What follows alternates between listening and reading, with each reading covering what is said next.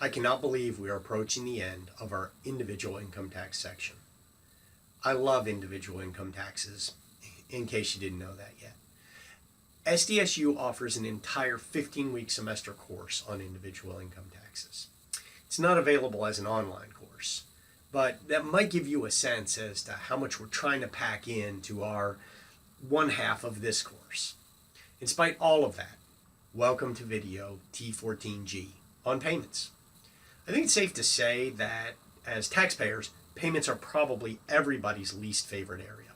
As students, however, I think we're going to like it. It's short and it's pretty easy. Okay, on with the show.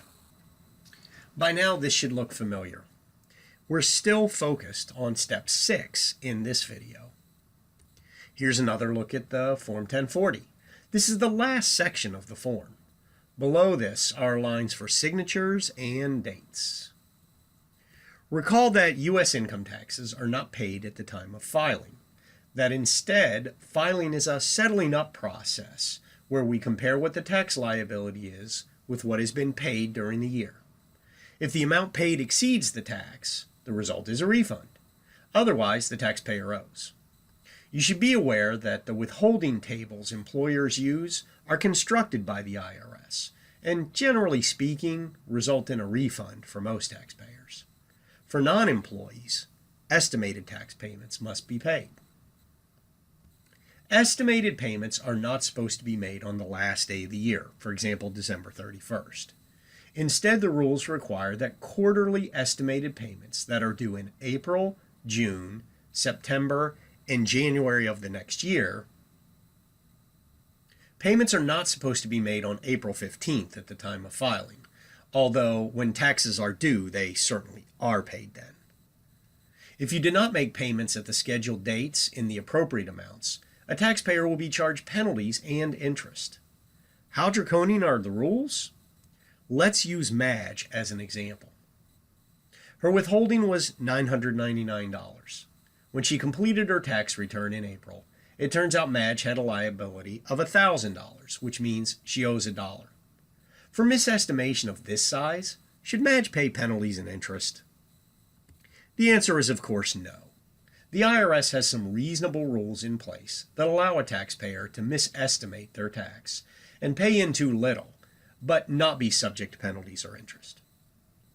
These rules are different for taxpayers above or below $150,000 in AGI. If AGI is $150,000 or less, the taxpayer must have paid in either 90% of this year's tax or 100% of last year's tax. If so, then no penalties or interest will be due. For the higher income taxpayers, the rules are a bit more strict. They must also pay 90% of this year's tax, but if they are relying on last year's tax, they must pay 110% of that amount. Because higher income taxpayers should have the resources available to them to better estimate their taxes, the rule is more strict. Let's read about Alicia. Since Alicia made less than $150,000, she will be subject to the 90% 100% rules. 90% of her current year tax is $28,800. That's $32,000 times 90%. 100% of last year's tax is $30,300.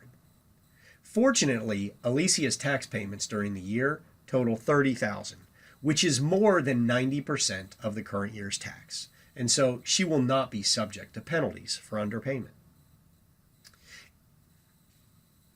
Irrespective of any penalties, all taxes due must be paid by April 15, or additional penalties and interest will start.